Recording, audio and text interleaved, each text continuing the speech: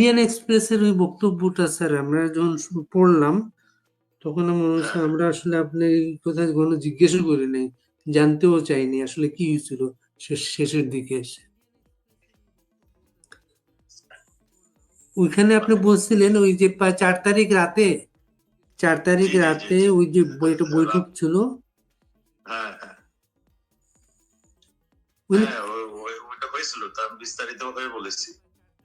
এবং উনি খুব কনফিডেন্ট নিয়ে কি বলছিলেন যে উনারা সবকিছু দেখবেন। উনি খুব দায়িত্ব নিয়ে কি বলছিলেন উনারা সবকিছু দেখবেন।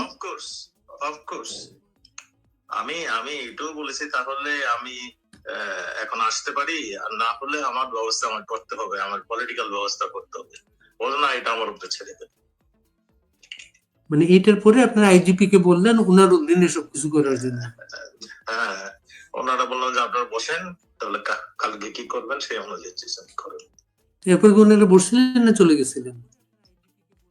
আমি চলে আসছিলাম, যেহেতু উনি দায়িত্ব নিয়েছেন। আমার বাসাও আবারও মানে কোন কয়েকজন সেক্রেটারি সাহেব অপেক্ষা করতেছিলেন, আমি সেই জন্যই চলে গেছিলাম। এমনি কি মনে হয় পরিস্থিতির কারণে আসলে ওনারা চাইলেও কিছু করতে পারেন নাই?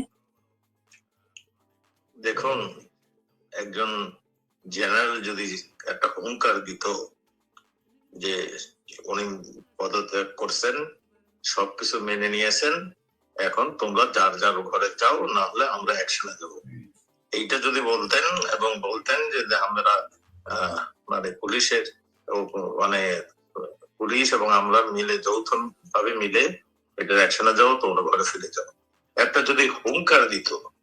আমরা তো আগেও দেখছি, জিয়াউর রহমান সাহেবকে দেখছি, এরশাদ সাহেবকে দেখছি, তারা হুঙ্কার দিয়েছে আর সব ব্যবস্থা হয়ে গেছে, কেউ বের হয়নি। জিয়াউর রহমান তো আপনার মনে আছে কয় বছর কারফিউ দিয়ে রেখেছিল রাত্রে? হ্যাঁ, অনেক বছর। হ্যাঁ, কারফিউ দিয়ে রাখতে পারে। হ্যাঁ, কাজেই উপায় ছিল। আর্মি জেনারেল যদি ডাটের থাকতো, তাহলে এটা অবশ্যই ট্যাকল দিতে পারত। এটা হলো আমার বক্তব্য। আমরা পুলিশের উপরে যদি উনি ছেড়ে দিতেন আর আমাদের জনগণের উপরে ছেড়ে দিতেন, তাহলে ট্যাকল পেয়ে যেত। আমাকে একজন পুলিশ অফিসার বলছেন যেরকম পুলিশ হেডকোয়ার্টারের যে স্ক্রিনে আর কি সারা ঢাকা শহরের বিভিন্ন অ্যাঙ্গেলের ক্যামেরা গুলো আছে, ওই ক্যামেরায় তারা দেখতেছিলেন বিভিন্ন জায়গা থেকে পথ ছেড়ে দেওয়া হচ্ছে এবং ওদেরকে ভিতরে ঢুকতে দেওয়া হচ্ছে। শুধু ঢুকতে দেওয়া হয়েছে না, উত্তরায় তারা ফুলও ছিটিয়েছে। এবং আসলে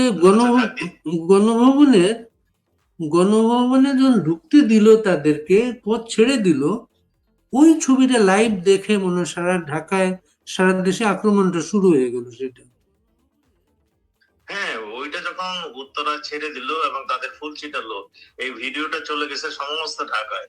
তখন ওই যাত্রাবাড়ি ওইখান থেকে মানে ছেড়ে দেওয়া হলো, শাহবাগে ইউনিভার্সিটি থেকে চলে আসলো, মোহাম্মদপুরে আগে থেকে একটু ওই যে ইসেরা মাদ্রাসার শিক্ষক ছাত্ররা এখানে জড়ো হয়েছিল, তারাও চলে আসে সব।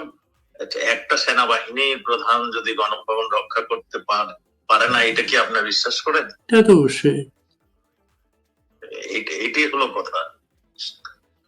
যাই হোক, আর কি শুনতে সমস্ত দুর্ভাগ্য গত বছরের 23 জুন ওনাকে সেনাবাহিনীর প্রধান নিয়োগ দেওয়া হয়েছিল, 23 জুন।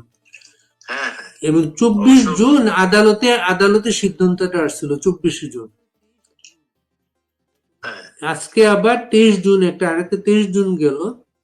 আমরা অবাক হয়ে দেখলাম, আওয়ামী লীগের প্রোগ্রাম, এটা আওয়ামী লীগ 23 জুন পালন করবে, কিন্তু টুঙ্গিপাড়াতে পর্যন্ত 23 জুন বঙ্গবন্ধুর মাজারে কাউকে যেতে দেওয়া হয়নি। ঠিক যেমন 75-এর পরে দীর্ঘদিন পাহারা দিয়ে রাখছে তারা মাজারটাকে, কাউকে ঢুকতে দেয় তারা।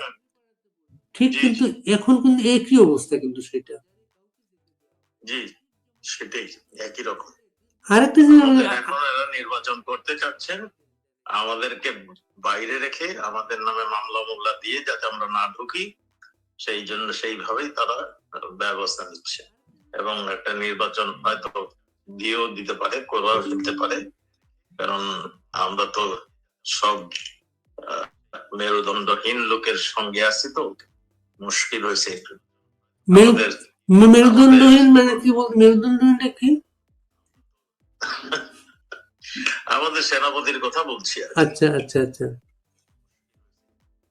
এবং উল্টো কালকে একটা ভাইরাল হয়েছে, একটা সেনাবাহিনীর অফিসার বলতেছেন কোন জায়গায় কোন শিক্ষককে, শিক্ষক আওয়ামী লীগ করতো, গোয়েন্দা তথ্য পাইয়া তারা তাকে ধরছেন গিয়া, হুম, আর এমন যাতে কেউ করতে না পারে।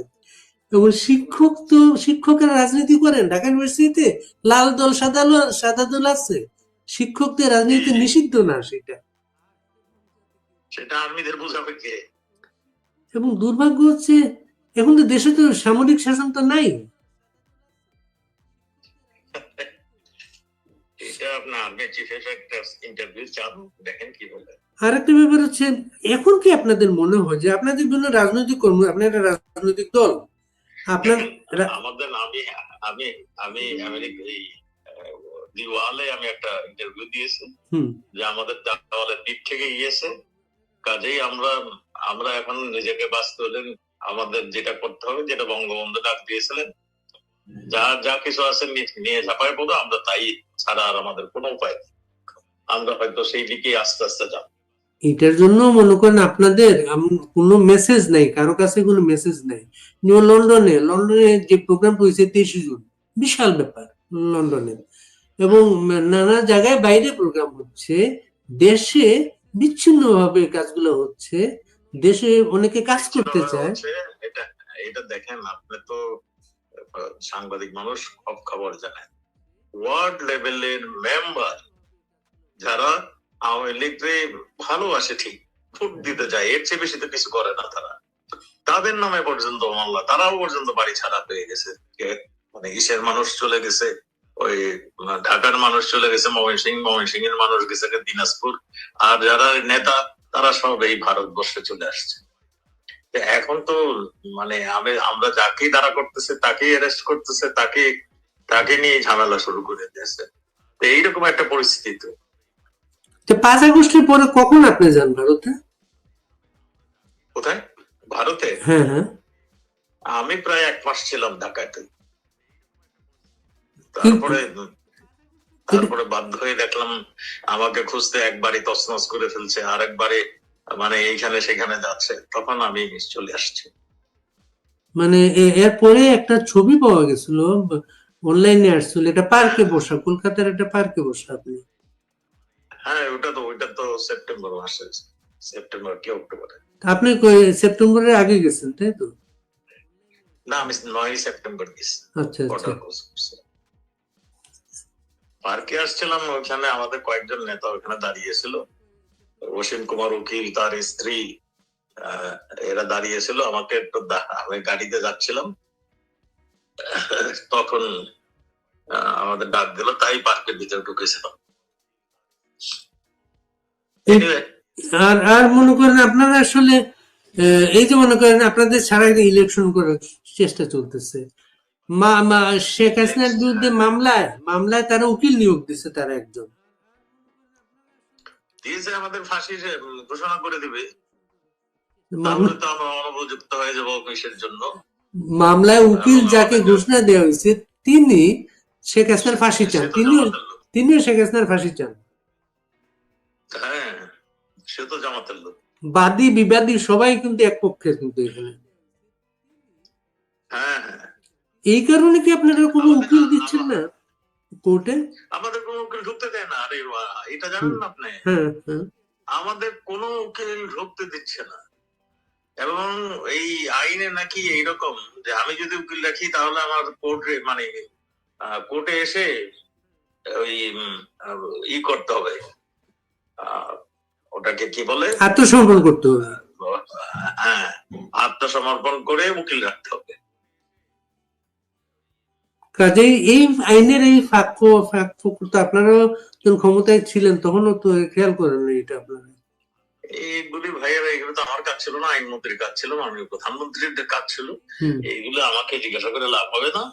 এইগুলি আইনমন্ত্রী হচ্ছে ভয়ানক স্লো ছিলেন, এখানে আর বলে কিছু লাভ নেই, আমাদের দুর্ভাগ্য। আইনমন্ত্রী স্লো থাকার কারণে তো কত মামলা ঝুলেছিল বছরের পর বছর। অনেক মামলা চলেছিল, এই মামলাগুলো শেষ করে দিতে এগুলো আমাদের, আমরাও তো মনে করছিলাম একটা গুড গভর্নেন্স তৈরি করবো, আমাদের দলীয় নেতা কর্মীর নামও মামলা ছিল, সেইগুলো তো এখন আরো কঠিন হয়ে গেছে। এবং তারা সব মামলায় আজকে তারা খালাস পেয়ে গেল তারা। ঠিক আছে ভাইয়া, আবার একটু কথা বলে আমি একটু। আচ্ছা, আজ আমি শেষ কথাটা হচ্ছে ইলেকশনটা না, ইলেকশনটা তো ওরা একা একা ইলেকশন করতে চাচ্ছে তারা, আপনার নিবন্ধন নেই। তারা ইলেকশন করতেছে, আপনার ওই বিএনপি এটাকে চরম ভাবে সমর্থন দিচ্ছে একা একা ইলেকশন করার জন্য। আমাদের নেতা কর্মী যারাও এখানে আছে তাদেরকে ধরিয়ে দিচ্ছে, মানে আটক করে দিচ্ছে আওয়ামী লীগ বলে বলে। তো এইগুলোই চলছে। তো আমার মনে হয় ইলেকশন কিভাবে হবে খোদাই জানে। ইলেকশন তো আমাদের জন্য, এই ইলেকশনটা একটা সুইসাইডাল হবে আমার মনে হয়। কারণ আমাদের নেতা কর্মীদের যেতে দেবে না ইলেকশনে, ওখানে যেমনি সিল মেরে ইলেকশন জিতে নিয়ে যাবে, তাহলে কি হলো, দশাটা কি হবে? এই যে আমার কোশ্চেন থেকে যায়, এই যে আত্মহত্যা বলছে, ইলেকশনের নামে আত্মহত্যা, এই যে আত্মহত্যাটা কার? কোনটা বললেন? ওই যে ইলেকশনটা বলতেছেন একজন আত্মহত্যার সামিল হবে, এটা আত্মহত্যাটা কার? ইলেকশন মানে আমি এটা আমার পার্সোনাল কথা, ইলেকশনে আওয়ামী লীগ যদি এই অবস্থায় যায়, এই অবস্থায়, তাহলে আমাদের আত্মহত্যার মতো হবে। আপনার তো নিবন্ধন নেই, আপনি যাবেন কিভাবে? আপনার তো নিবন্ধন নেই। সেইটাই তো, নিবন্ধন নেই আমাদের, মানে সেটা তো বুঝতেই আছেন, আমাদের ছাড়া ইলেকশন করে ফেলবে। ঠিক আছে, ভালো থাকবেন। আসসালামু আলাইকুম। জি, আসসালামু আলাইকুম।